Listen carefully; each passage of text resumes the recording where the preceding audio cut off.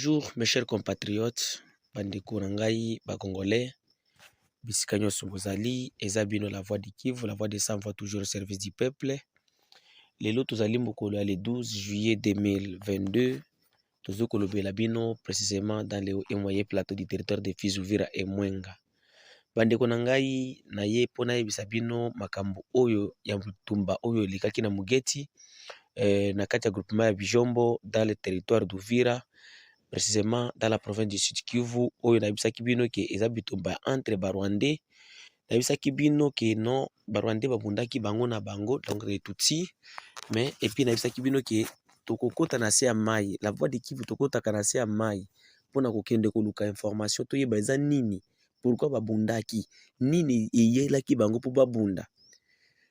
Bandeko, plan de balkanisation, plan ya balkanisation oyo Makanika, Ruberwa, Nyarugabo et les autres na kombo na bango ya soi-disant Twirwaneho eza confirmé.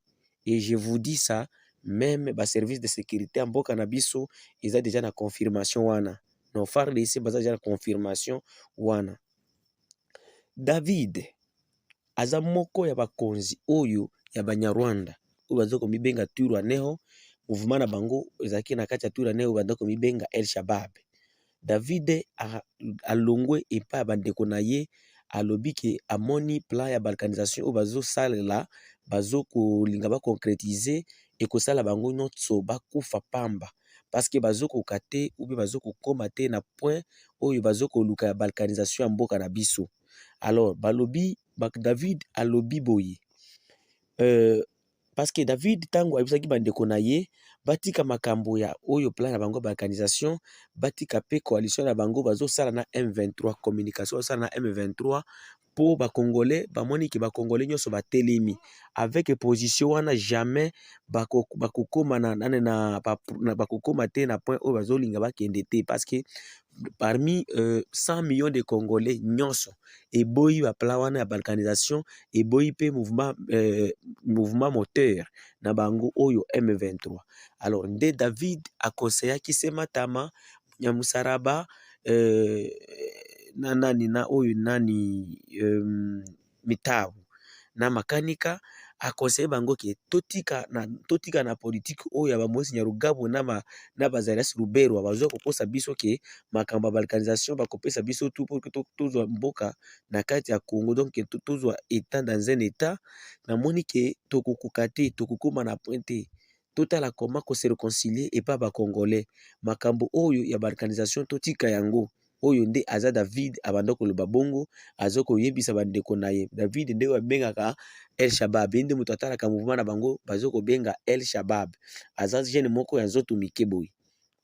Donc tango David alobaki bongo Banyarwanda baninga banayi mosusu ba Makanika ba Mitabu basematama basepelaki te balingaki siko baboma ye.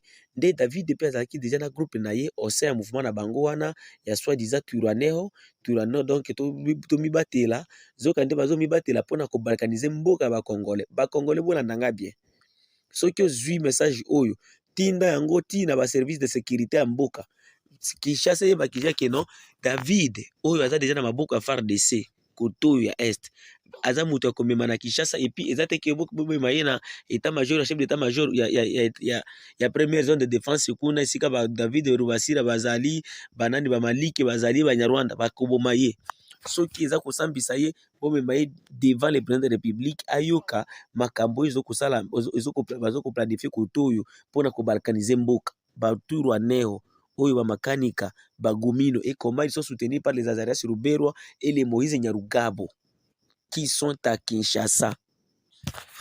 Alors David tango aboye eloko wana David ayebisi nde bayaki sikoyo na Mugeti ke baya koboma David ezaki avant-hier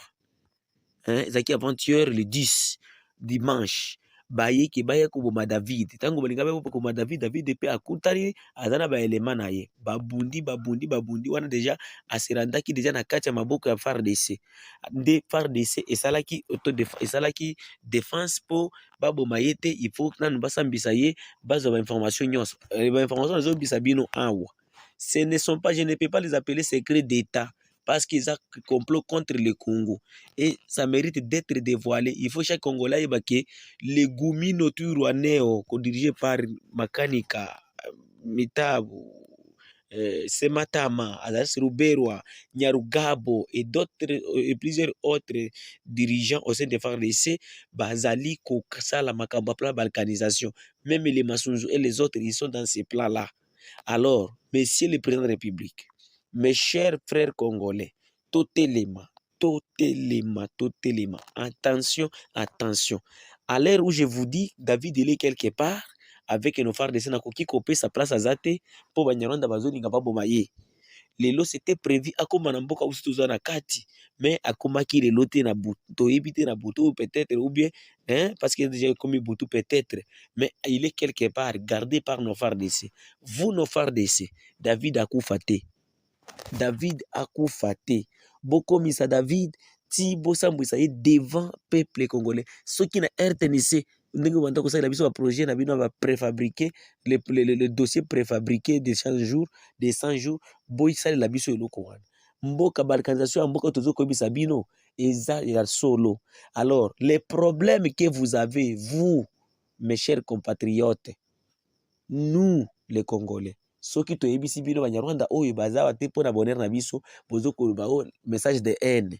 Il n'y a pas de message de haine ici. Nous n'avons pas une guerre intertribale. Nous avons une guerre d'agression. Il y a des gens qui cherchent à avoir la terre dans notre pays. Alors, et nous devons les combattre. David, c'est un témoin. C'est un patron. Il était parmi les dirigeants de ce groupe-là, soi-disant Turwanais. Et je demanderai au gouvernement de la République, au président de la République, au service national de sécurité d'arrêter immédiatement tout celui qui sera cité par David. Nous ne voulons pas que ça soit au secret d'État. Dans ces pays, pourquoi il y a des intouchables? Quand un Congolais fait quelque chose, il y a, là, vraiment, vous verrez, les services de sécurité, ils sont... Mais quand un Rwandais, il fait quelque chose, tous les plans que les Rwandais planifiés sont en train de planifier contre notre pays, ils n'ont jamais été même arrêtés. Alors, je vous confirme, ce n'est pas moi qui confirme, mais c'est David qui a confirmé que non, ils sont, Gumino Turwaneo, ils sont en coalition avec le terroriste des M23. Rappelez-vous les informations que nous vous avons données que Laurent Kunda est ici. Et il est venu pour qu'il y ait la balkanisation de la République. Alors, David devait de le confirmer. Dieu merci. Koko bakoka Congo, bakoko na biso, vraiment bozo la late. Makambo obiso Congo tozoko sambela. Ebino bakoko na biso, bozo ko plaider angwe pa nzambe na biso. Tala, tosala nini? Nini tosalite? Nini tolobate? La voix du Kivu. Nini tolobate? Soki tolobi bajinga mususu balobaka biso tozosala au service ya Rwanda bino bozo semer haine. Il n'y a pas la haine. Le pays est en danger et nous resterons toujours fidèles. Soyons toujours fidèles envers notre pays. Ne jamais trahir le pays.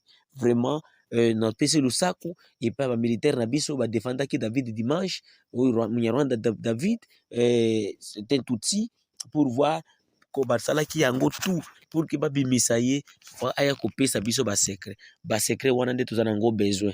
Alors je vous confirme, il est tellement confirmé, le plan de balkanisation de l'Est est organisé par ici au Sud Kivu, est organisé par le Gumino Turwaneo selon Monsieur David, l'un des dirigeants de ce mouvement.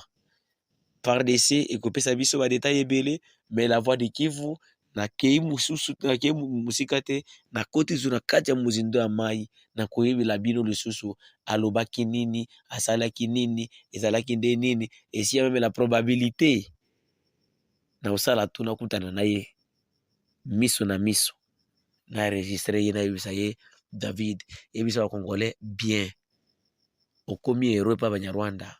Parce que nous avons besoin de vérité. Tout ce que Kagame est tenté de nous tromper là-bas, des soi-disant les œuvres de l'air, ce sont des mascarades, mes chers frères. Ce n'est pas ça leur plan. Et les œuvres de l'air,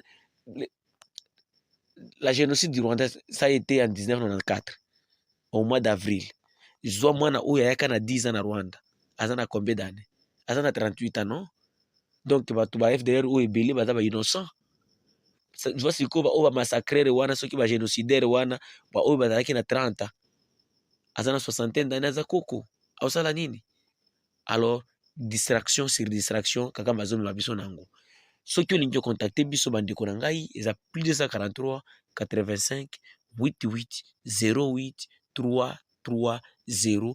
Email na biso eza la voix du Kivu 45@gmail.com. Tokoti na kati ya muzindo lisusu tokoyela bino ba information mosusu oyo David akoloba devant nos FARDC et devant nos services de sécurité. La voix du Kivu, nous sommes partout. Matoyi na biso eza partout, miso na biso eza partout. Tozala liboke moko ba congolais po to libérer mboka na biso. Merci.